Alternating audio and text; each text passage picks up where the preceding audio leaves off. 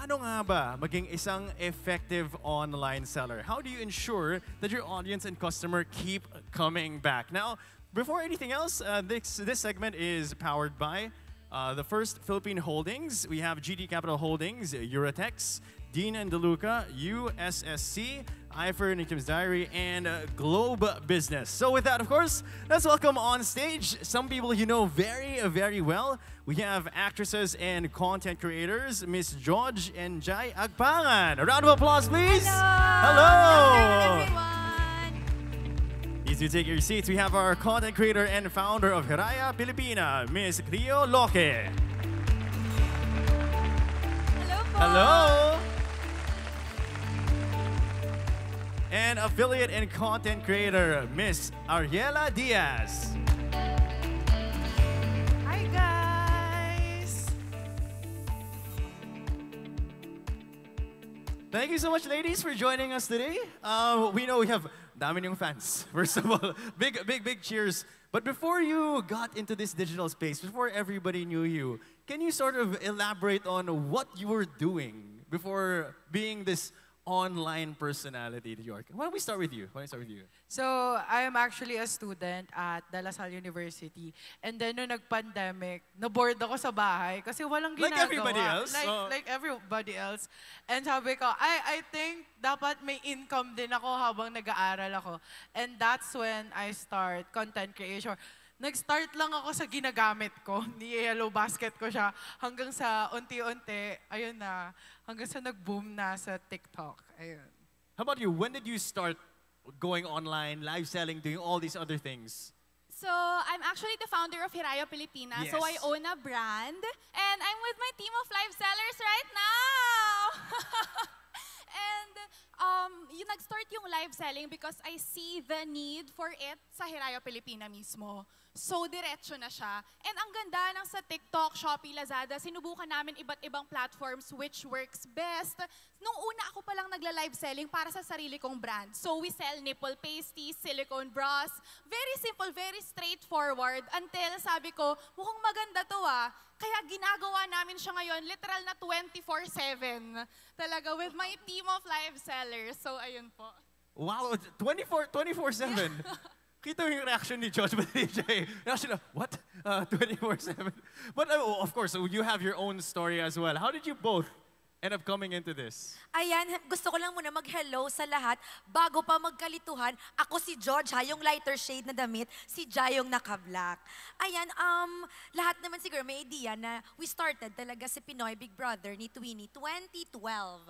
So, wag na natin mag-count ng age. 1 decade na kami sa showbiz industry. Pero, syempre, as content creators, as an artist, you always want to grow at saka you never stop evolving. And then, yun nga, isa kami sa pioneer ng TikTok Shop Philippines. And then nag-start kami live last year lang.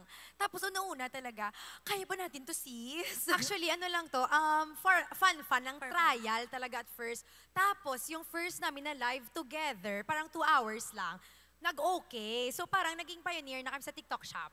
And then, nag-start na. Oo, nag-start na yung journey namin as live sellers. Oo. Pero dapat mag-risk ka para malaman mo. Oo. Yun. Dapat mag-risk.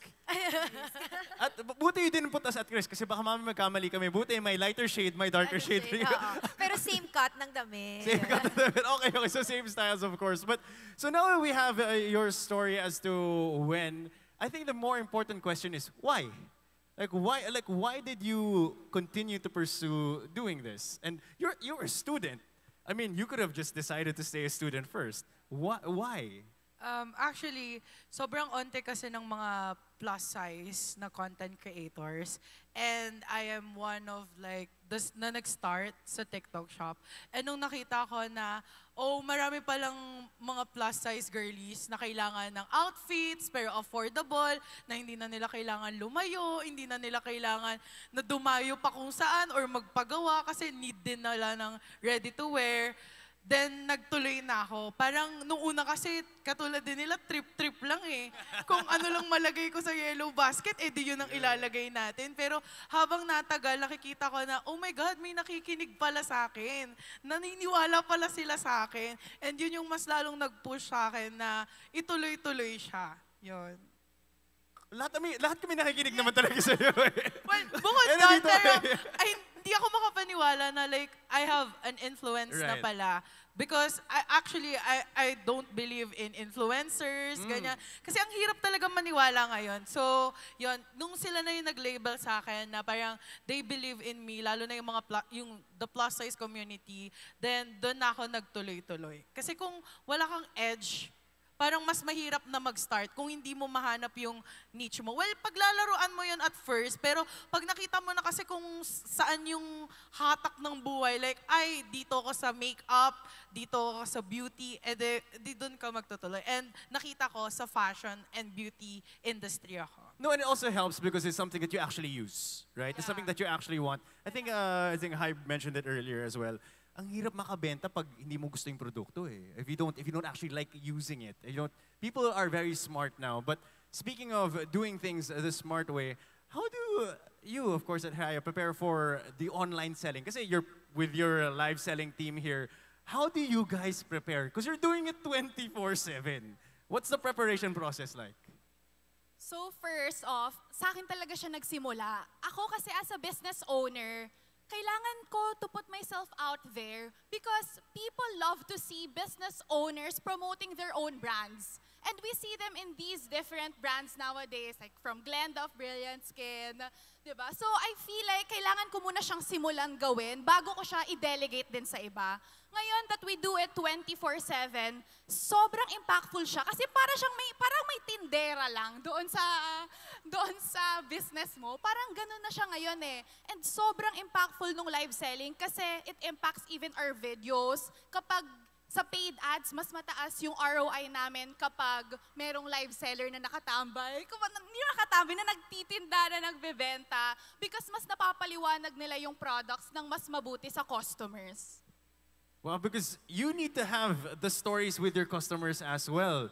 Kasi may mga tumatambay nga dyan. May mga nakita ako mga live stream na from mga 8 a.m. hanggang siguro mga 4 p.m., may isang tao na nandun from 8 a.m. to 4 p.m., diba? Grabe. I mean, the fact that you guys are 24/7, it means may mga tao nga na ganoon para sa inyo. But I'm sure it's not always that smooth. For George and Jai, of course, first of all, congratulations. 12 years, 10 years, 10 years plus in the industry. Ang galing. Yeah, 30, di ba na? Hindi, 12 12 years na. pala. Sorry, hindi ako math expert eh. Ano na, kaya hawas na tayo dito. But all kidding aside, I'm sure there were a lot of challenges that you faced. Not just with longevity of career, but experimenting with something online. What were those challenges that you both faced? Kasi sabi niyo, di ba, kayo yung trial group for the online community there. Actually, multitasker talaga kami ni Twinnie. Yan Yun yung din yung sa aming isip ko. power. Yun din yung isip ko kasi good thing, we're lucky lang kasi both kami together, ginagawa namin lahat. So, yung utak namin nagsisync. So, for example, napapagod yung isa, kukunin ng isa. Yun yung tandem namin talaga. At saka, for example, makeup.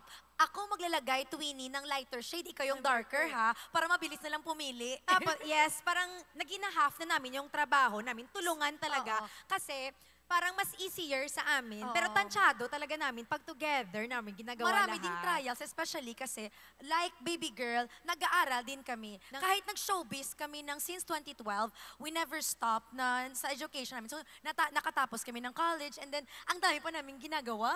Oh my God. Ngayon, nag-aaral pa kami ngayon ng aviation, pero we're doing the live. Galing pa nga kaming exam eh. Dimuretso kami dito. Multitasker talaga kami. So, multitasker. Kung gusto mo kasi yung ginagawa mo, magagawan mo talaga ng paraan. Hindi ako naniniwala kasi na parang pagod. Kasi parang pag gusto mo, may drive ka pa rin talaga gawin yun eh. More on passion. At saka, it's your chance to connect with your followers. Imagine mo, magko-comment sila. Sobrang laki ng impact. Mag-hi ka lang sa kanila. After a long day na sa bahay, sila pagod sila. Uy, hi! Big Isang deal ganyan na sa mo lang. kanila Big yun. deal yan sa Na mga tao. marami kang mapapahappy din. And TikTok Shop is not, nakatulong ka na magbigay ng good na quality ng product sa tao mo. Kasi syempre, hindi ka naman magla-live kung hindi ka naniniwala sa na-live mo. Kami ni Jai, never kami nagla-live kung hindi namin na-try yung product. Yes, Especially 2 weeks or 1 week. Give us 2 weeks or 1 week, sinasabi namin sa brand, para ma-patch test namin kung hiyang ba talaga kami. At sorry, hindi po namin to hiyang, hindi po namin to ila-live. Yung mga products lang po na ila-live namin, yung hiyang sa amin. Doon, ganun kami sa brand. So, yun. Kasi kami yung magagalit sa amin, yung fans namin, kapag, hala, binudol mo kami, fake naman pala yan.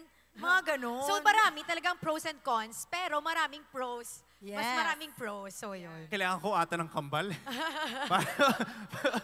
para may tutulong ata sa akin. But I love what you said. I guess to paraphrase at some point, it sounds like a relationship. Pero kung gusto, may paraan. Pag ayaw, Kung ayaw, may may dahilan. Okay, but all kidding aside, we've been talking about the difficulties as well, the preparation for doing your live selling. But I'm sure there are a lot of memorable moments. Can you share some of like maybe one or two memorable moments you have from your live selling time? I think kasi since for me, the plus size community is not that big. Lalong-lalo na at marami pa ring body shamers, ganyan. So nakakagulat na pag nag-live ka, may mga, ayun nga, yung mga nagko-comment. Hindi lang kasi, minsan it's not about kung magkano yung kikitain mo sa live selling eh. Pero kung gaano kadami yung makakausap mo, makikilala mo, and I think yun yung naging main drive ko na, oh my God, hindi sila bumibili pero nanonood sila for 2 hours. Guys, and kung akala ninyo walang impact yun sa inyo, yung may nanonood sa inyo, grabe, mas malaking tulong yon. Kung akala ninyo walang nagagawa yung nakatambay sa live ninyo, isa sila sa may pinakamalaking ambag kasi mas tumataas yung engagements ninyo. Kaya huwag kayong magagalit kasi yung ibang live sellers, ano ba yan? Nanonood lang kayo, wala kayong binibili. Hindi totoo yun. Kahit nakatambay sila doon, nanonood sila doon, may ambag sila. And the more na nakita nilang, uy, dumadami yung viewers, maraming nakastay. Ibig sabihin, interesting siya. And then slowly, magiging interested sila sa products mo. And yun, napaka-importante ng authenticity. Sobrang importante nun. So, kung hindi mo ginagamit yung product, just don't sell it. Huwag mo nang ibenta. Ibenta mo yung ginagamit mo, which is mas in favor sa'yo para babalik sila sa'yo. So, yun. But honestly, it's nice that you share those moments with people online. Kasi, di ba, sinasabi nga nila, the longer you're there, mas may chance na mapapabili ka rin eh. Kasi if you're watching, gawa rin, nood tayo ng shopping channel. Kung manonood tayo between 8 a.m. to 8 p.m., kahit nasa background lang yan, at some point, titingin tayo. At some point, may magugustuhan tayo online, and of course, we'll end up paying. But speaking, of course, of the selling, I believe you choose the right platform. Choosing the right platform is hard. How do you consider choosing the right platform for your live selling? Because it's hard to do it on all platforms. How do you consider this? For us, we're actually also doing live in several platforms. We're live on Shopee, Lazada, TikTok. Talaga? Sorry, I have to ask. Tama ba? Sabay-sabay ba? All at the same time? Not all at the same time because right now we have around 10 to 12 live Okay, sellers. okay. So may schedule sila. So meron from 7 to 10 a.m., from 11 to 2 p.m. And honestly, saludo talaga ako sa live sellers kasi kakaibang determinasyon, hard work, energy, yung Grabe. kailangan mong ibuhos para magsalita for 3 hours straight. And nakaka-relate tayong lahat dyan. But in choosing the right platform, right now, ang focus namin is nasa TikTok. Because sa TikTok, ang ganda dahil may entertainment, may shopping na. Hindi ako nag-advertise. So may nag-live selling lang ngayon sa team mo? Habang nandito ka? Yeah, check wow! yung Hiraya Pilipina, may nagla-live dyan right now. So sa TikTok, nandun na yung videos namin. Gusto pa nila malaman kung anong size yung kailangan nila for a silicone bra. Punta lang sila sa live, magtatanong sila, makaka-check out sila ng mas mabilis. Wow, okay. If that's engaging right there, I can see why you went to live selling. But speaking of engaging, of course, for both of you as sisters, do you share the same ideas into what makes live selling engaging? Or are there different ideas between the both of you? I think I want to hear from both of you. What makes live selling engaging and interesting? Kami kasi ni Jai, for example, I'll give an example, sa makeup. Engaging siya. May favorite akong shade. May favorite din ako. So Ayun. magkaiba kami. Ayun! So, ito talaga, example, sa mga dark lippies na girlies dyan, ito yung bagay sa inyo. Pero naman kung soft girl era ka, Meron din baby bagay pink sa'yo, lang, oo. ganun kami, para mag-engage. And then, when it comes sa engaging kasi, mahirap naman talaga. So, dapat malaman mo talaga yung target audience mo. Sa amin kasi, iba-iba talaga yung audience namin. Depende kung anong nila live din.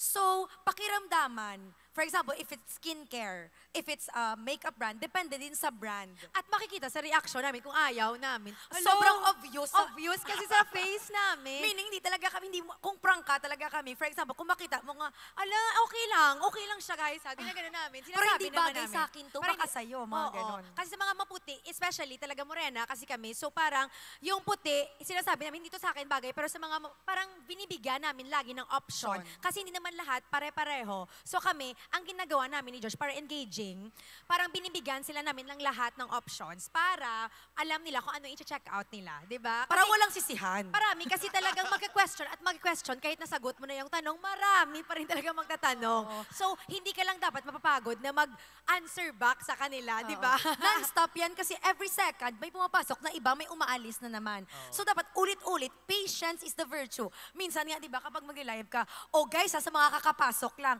Pang third time ko na to sinasabi. Pero, syempre, sa mga kakapasok lang, I'll consider na sasabihin ko ulit. Oo. Ginagano namin, palagi namin parang sinasabi ulit para malaman nila again and again. Or salitan kayo magsabi, ikaw muna dyan mag-ulit-ulit, ako naman next. Oo, ganun talaga. Kailangan talaga na may kasama ako pati sa mga Buti kasama ko kayo. Kasi kung ako lang mag-isa, hindi ko kaya na buong hapon na nagsasalita. But kidding aside, of course, they touched on something for Ariella over here that it's engagement eh. You're engaging with your audience. How do you engage with people in real time? Kasi sabi nga nila, paminsan paulit-ulit ka, 3-4 times in a row. How do you engage with people, both positive and negative, in real time? In real life? In real time. Real life, iba naman yan. In real life, baka magsabunutan kami. Oo, hindi. Pag real life naman, pwede walk away tayo eh. Pwede naman yun eh. Ako kasi, I am very known as brutally honest talaga. And we love that. So, We love that. Kapag may negative, pag halimbawa may negative sila na sinabi dun sa product na binenta ko, sinasabi ko sa kanila na ako ba muna ang napanood ninyo? Baka naman hindi ako ang nag-promote niyan, pero ako ang inaaway ninyo. Pangalawa, kung ako ang may mali, bakit magka-shade ba tayo? Magka-skin type ba tayo? Pangatlo, dahil mga chubby babes kami, magka-body type ba tayo? Kasi baka sa akin maganda, sa'yo, hindi ko na alam. Hindi ko naman kita nakikita in person. So for me, yung negative, nagpo-fight back talaga ako, pero factual. Dapat lalaban ka ng tama. Pero kung ikaw yung mali, edi magsasorry ka kasi ganun talaga, magsasorry ka at the end. Pero again, kung pwedeng hindi mo na mag-sorry, wag muna. Kasi ganun talaga kasi it's a risk. When you buy online, hindi ko masusure na kung gaano kaganda siya sa akin, sa camera, ganun din pag na-receive ninyo. Lalo na katulad namin, siguro may mga alam na kami na bagay sa amin. Yun yung kaya namin ipakita sa inyo. So, yun. Pero yung positive, sobrang overwhelmed. Pagka kasi positive, babalik naman sila sa iyo eh. Kapag positive, makikita mo naman silang i-follow ka nila or talagang babalik-balikan nila yung post mo, babalik sila sa live mo to the extent na makikilala mo na yung mga buyers mo. Kasi may time na, nandito ka na naman, ate ko, ganyan. Kilala ko na sila kasi alam mo na yung trust nila, nakuha mo na. So, I think yun yung positive and negative for me. Pero grabe yun na gusto kong sinabi mo, laban ng tama. Kailangan ganun. Very factual arguments. Kasi ano naman masasagot nila eh. Pag yung argument mo, okay, based off the facts of the product and all of that, but you did talk about trust. And I want to go to Cleo over here. Because iniisip ko pa rin, 24/7, multi-platform, TikTok Live is your primary, but you're able to do that because you were able to build trust with your community. How did you build that trust along the way? Because you need that to be able to sell 24/7. I think I will answer it in two things. First, is a good quality product. Kasi kahit gaano kaganda yung marketing mo, kahit gaano ka kagaling mag-live selling, kung hindi naman maganda yung product mo, hindi nila bibilhin at hindi nila babalikan. So bilang business owner, lalo na sa mga nanonood right now, kailangan una tayong mag-invest sa good quality product. Hindi lang sa good marketing. So yun yung una. Pangalawa, naniniwala ako na bilang business owners, mahalaga na tayo rin yung humaharap at kumakausap sa customers natin. At kasi dahil doon nabibuild yung trust, nabibuild yung relationship, at mas napadali na siya sa panahon ngayon dahil sa social media. Hindi na kailangang one-on-one. Ngayon, mag-live ka lang ng 3 oras. Libo na yung mga nanonood sa'yo, libo na yung nakarinig sa kung ano yung binibenta mo. So sa pamamagitan ng dalawang yon, mas nagtuloy-tuloy at mas lumakas pa yung brand ko, yung Hiraya Filipina. But of course, it's not just smooth sailing the whole way. Because you grew your brand, diba? Libo-libo nga nanonood sa inyo, nakikinig sa inyo. How do you handle customer complaints? Because you are I'm assuming you currently have the biggest live selling team with you here at the moment on this platform here. How do you handle customer complaints? Una, very recent lang to, merong TikTok video na nag-viral, parang complaining about our product, ganyan. And at nung una, parang passive-aggressive lang, parang hindi ko kailangang harapin, kumbaga ganun. Pero ewan, recently may mindset shift ako na kumbaga, minsan kailangan mo ring ilaban yung brand mo. Minsan kailangan mo ring ilaban yung sarili mo at yung produkto mo. Pero syempre, pipiliin mo lang yung mga laban mo. Hindi lahat. You have to filter out as well. Pero in this specific scenario, talagang gumawa ako ng TikTok video. Una, apologizing about it. Pangalawa, acknowledging the feedback. And pangatlo, promising na papakinggan namin yung feedback at gagamitin namin ito para mas lalo pang ma-improve yung produkto. Wow. gusto ko may clapping sa likod. I mean, honestly, we all got captivated by your answer. And you have to, it sounds like, sorry, I keep bringing it back to this. Pero yung mga sagot natin yun, parang relationship Paglaban mo yung pag-ibig mo, paglaban mo yung produkto mo. But all kidding aside, of course, I wanna sort of take a few steps back. Because you're talking about your career that started for a long time ago. And then now you ventured onto, live selling online, a different form of career. For those who are trying to venture into live selling, coming from a different career, what are the things they should consider? Ano ba kailangan nila isipin? How do they prepare? What advice would you give them? Sabi ko nga kanina, huwag kang matakot mag-take risk. Kami naman kasi, sa platform namin ni Twinnie, iba-iba yung aura namin. For example, when it comes to TikTok, yan talaga kasi makikita mo yung pagka-funny side mo, wala kang arte, wala kang keme, yung totoong ikaw. Parang siya, raw and unfiltered sa TikTok. Parang you can say anything talaga without na parang limitations. Yun yung TikTok kasi malalaman nila talaga pag genuine or hindi. Sa Instagram naman, aminin natin, aura tayo pictures dyan. So iba yung ano namin, personality. Brands. Iba yun, like work namin nga as brands dun. Parang ano ka naman dun, ambassadors, parang demure, gano'n. Pero yung sa amin ni Twin is that, alam ko nag-start talaga yung sa showbiz career namin. Pagiging artista, doing shows, TV, meron pa rin naman. Pero syempre, na-enjoy namin yung TikTok live kasi nga, example, 3 hours lang talaga yung maximum namin per day mag-live. Kahit sa ang brands. So, 3 hours, and then, alam mo yon yung parang ang income sa TikTok, hindi joke. Kapag nabibelieve sa product mo talaga, mas marami talaga. So, dapat sipag ka din. So, yun, kami ni Twinnie, na-enjoy namin. So, minsan mag-TV, minsan...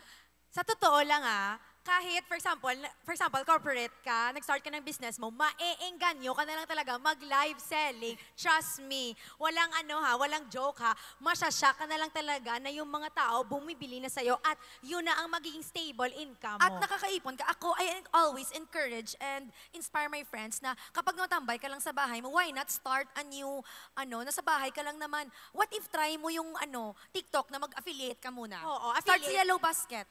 Diba? Parang makaka-help ka din ng ibang tao na, hello nga, tumatambay lang ako, pero nag-i-income na sila. Actually, kami ni George, parang palagi namin ini-encourage yung mga tao na try mo to. Alam mo, nakaka-life-changing. Kasi kami mismo, nasa-shock na lang din talaga. So kayo guys, naku, ewan ko na lang talaga pag ayaw nyo pa mag-live selling. Dapat bayad kayo ng promotional dito. Whatever platform you're on, TikTok, bayaran nyo na sila na mabuti. But all kidding aside, of course, I know a lot of people want to get into live selling. For you, I'm sure there was a time na parang, parang hindi malakas ngayon, parang nalulungkot kayo. But in connection to that, may storya ba kayo or was there one moment na naalala niyo na, uy, pwede ko pala gawin to? Yung may produkto ba ng pumatok? May day ba in the last 2 years na naisip niyo na, career to? Oo, marami, syempre. Kasi minsan Hindi maiiwasan. hindi maiiwasan na nababan. Or nababiolate. Or na-violate. Ang dami naming violation minsan ni Jai. Marami talaga. As in, marami na kami experience. Pero kami ni George, anak ko, tomorrow is another day. May good news yan bukas. Masyado kaming positive, to be honest. Kasi, for example, hindi kami nag-click sa isang brand. Medyo hindi muna siya namin ila-live. Yung mga i-click namin muna namin, yung ila-live namin ulit. Kasi syempre, ano trial pa, error. experiment. Trial error talaga yan. Wala namang madali eh. Pero kapag nakita mo talaga ang brand na bagay sa'yo, tuloy-tuloy na siya. So dapat talaga, tansya-tansya talaga yan. Hindi siya madaling process na successful lahat. Parang may steps talaga. Makikita mo naman yan pag hardworking ka eh. At saka dapat maging ready ka. Kahit hindi man yan pumatok, dapat hindi mo siya gagawin na masasad ka oo, alam mo minsan na masasad ka talaga or nakaka-depressing nga. Hala, baka may mga tao, ayaw na nila tayong panoorin, ganito, ganyan. Pero hindi. It will hindi, Jai. Next time, we'll do better pa. Oo. Dapat, yun yung motivation mo. Every pain, every hurt na ma-feel mo, motivation yan. It's a learning. It's a process. Yes. Mga motivational speaker natin dito. Parang gusto ko na tumakbo tuloy ng marathon. All kidding aside, of course. But thank you so much. I absolutely love the energy. But I want to bring it back to, of course, the selling itself. Because with you, you've been doing this, I mean, you're college when you first started, pandemic, all of that. I'm sure for some people, metrics and success are viewed in different ways. For some of us, number of viewers, yung mga iba, kung makakabenta, this amount. What metrics do you think make a successful live selling? Oh my God, that's hard. Kasi katulad nga nila. Diba? Iba, ayun hirap, naman. diba? Hindi, Hirap, pero, iba yan eh. Ayun, una, tamang brand. Yung, alam mo na parang pag nakita ka nila, oh my God, this is so Ariela. Very branding niya to. Ito yung, so gagawin mo, yun na yung ilalive mo. Kasi yun yung para sa'yo. Promise, mafe-feel nyo yun eh. Kasi ako nagla-live, for example, 5 brands ng damit. May 2 dyan, hindi successful, kasi hindi para sa'yo yung design nila. And that's okay. Dati nasasad ako kasi, oh my God, opportunity na. Pinakawalan ko pa. Ano bang mali kong ginawa? Same lang naman yung energy ko sa lahat. Same lang yung ganda ko sa lahat. Same lang yung aura ko sa lahat. Bakit di nag-work? It's not you. It's not you, okay? Kailangan, It's them. Hindi din naman them.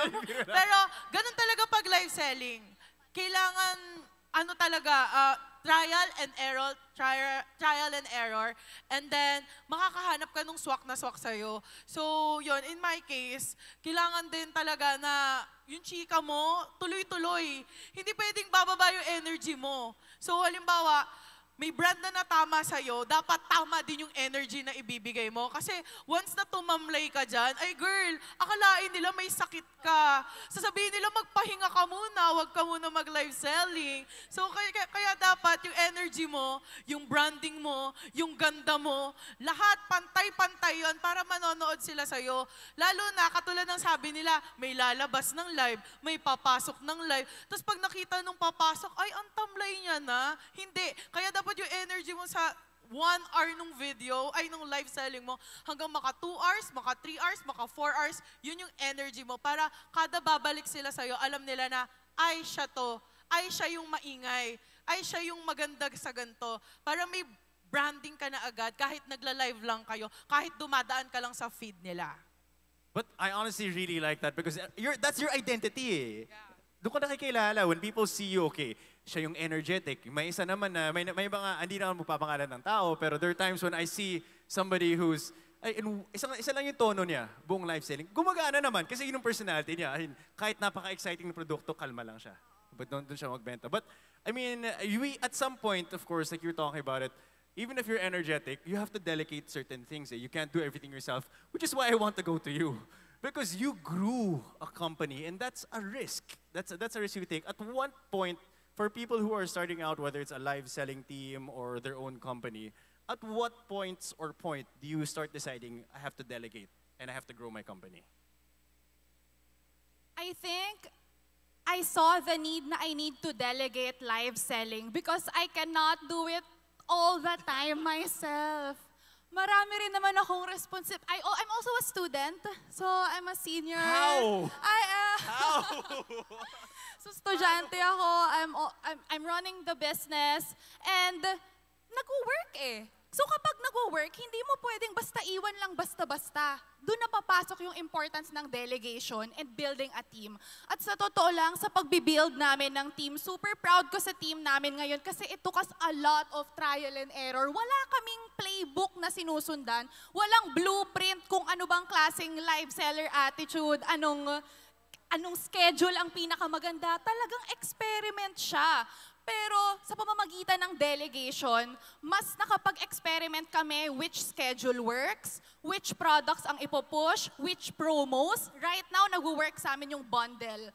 Binabundle namin yung best-selling products sa hindi gaano kabenta. Tapos kapag mas discounted na siya kasi bundle na siya, binibili na ngayon ng tao. E di gumagalaw na rin even yung slow-moving items namin. Wow, so it's basically also moving on to doing other promotions and other things as well. Because, sorry, you're a student? I am.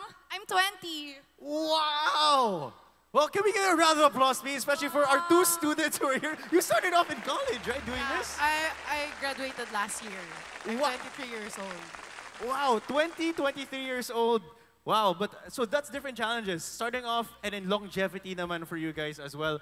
I know I just want to jump off something she said because she talked about promos and things that you have to do. Throughout the process of your live selling career, I want to call it a career because kailangan talaga i-career yung live selling. Iba talaga siya. Throughout the process of your whole career, were there certain things that you did that worked and were there certain things that you did that didn't work? And how did you decide to keep doing the things that worked? Kasi yung, sorry, just to bring it back, we had a previous discussion earlier. There was a choice between identity and always choosing what your audience says. So at some point, you have to choose, there's a line that you have to choose. Kami ni George talaga, pag nagla-live kami, palagi namin nire-request sa brand na pwede ba magbagsak presyo or may buy one, get one. Kasi twins kami. Gusto namin palagi, please babaan nyo, kailangan. Kasi noon kami talaga na mura yung nila-live namin. For the 50 to 70% off. Yun yung gusto namin nila-live namin. Kasi sabi namin ni George, Sorry, 50 to 70 yes, off? brand day. Every brand day lang kami nagla-live. So, may specific brands lang kami na nila-live. Every brand day lang talaga. So, ang request namin ni Jai, dapat 50 to 70% off yung ibigay sa amin na discount. So, marami talagang nabubudol. Kasi gusto namin na parang, parang ma-excite sila onte. Kasi sa amin dalawa, pag masyadong mahal, hindi sila maniniwala. Yun naman yung hindi kami mabenta sa masyadong mahal. Super super. Kaya kami ni George, pag mura talaga, doon kami parang mas exciting at sabi namin, twins kami. So, pwede ba may promo na parang buy one, get one? Yun talaga sa amin, yung strategy namin din na parang, pwede ba mas babaan yung popo? Konti lang, kasi 3 hours na naman kayo magla-live. Parang ganun lang ba, pakagat din. Para din sa brand na, oo, nung nagbagsak sila, masya-shock sila na parang, compare mo sa iba, grabe, ang Saka mura. sa mall, example, sa mall na siya nabibili. Example, isang brand. Nasa mall siya. Pustahan tayo, pupunta ka ng mall ngayon, 50 to 70% off yung amin Mas compare mura. sa mall. Pupunta ka pa, mamasay, ganun ba? Oo, mga ganun, ganun ang mga techniques tactics ba? ba? Pero I love mall. Pero yun lang mga technique lang din namin para din makasustain kasi kailangan talaga na maraming techniques. At saka sa live. hindi kami kasi nagla-live ng isang brand na sa isang week, ilang times, bihira lang. So, dapat manood talaga kayo guys kasi isang araw lang to sa isang month. Oo. So, dapat 50 to 70% off to kasi isang araw lang to sa isang month. So ang gagawin nila, hanapin nila, kailan kayo ulit magla-live ng ganito, parang gano'n, naman sa amin. Bagsakan kasi talaga siya. Sana bigyan kayo ng kotse. Para 50 to 70 off yung kotse. Sana naman. I-update kita. Oh, please. Bibili ako pag 50 to 70 off yung kotse. Pero depende pa rin sa presyo ng kotse. All kidding aside, now, sadly, we do have to wrap up. But I do want to go to all of you here. You all had different journeys, some starting as students, some had different niches, whether it's a company, longevity in a career, changing careers, of course. In your own experience, what's the best piece of advice you've received that you can share with the audience here? Isang lang to, and that is, be authentic, be honest. That's it. Hindi ko na siya kailangan i-expound. Like, yun na yun. Kasi if you're not honest to yourself, if you're not honest to the people around you, you're not honest sa mga buyers mo, you're not honest sa product na pinopromote mo, then it will not work. The more kasi na makita nila na, talagang ginagamit niya, ay talagang nag-work sa kanya yon, ay talagang ginagamit niya yung pang-rampa, pang-aura, kahit saan, the more na mas maniniwala sila sa'yo. And yun, honesty, yun talaga, top 1 yun, guys. So authenticity, rather. What about for people who really want to grow a business but are afraid to, especially at such a young, being a 24/7 student, multiple platforms. I still can't get over it. But I do have to give you your flowers, of course. What piece of advice can you give to people who want to grow a company the way you did? For me, it's to just show up. That's my Instagram bio, TikTok bio. It's what I really try to follow on a daily basis, especially with a lot of responsibilities on my hand. It's to just show up. Kanina nag-Pilates pa ako, like nag-workout. Sometimes, even if it's just 30 minutes of showing up for yourself, that's already showing up. Sometimes, if hindi mo kayang mag-3 oras ng TikTok live, just show up for 1 hour. That's still showing up.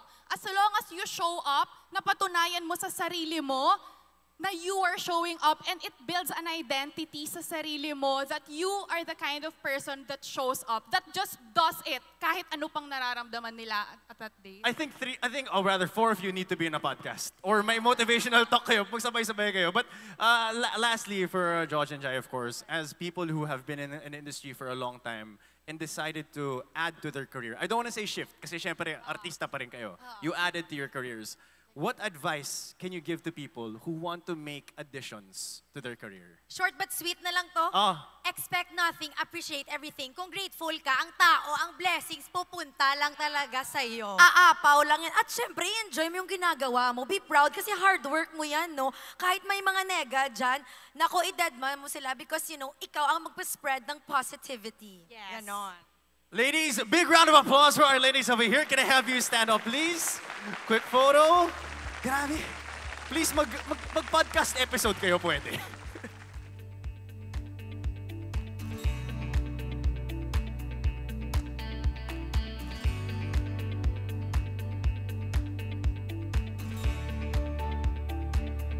Big round of applause to our inspirational ladies. Thank you. And thank you so much.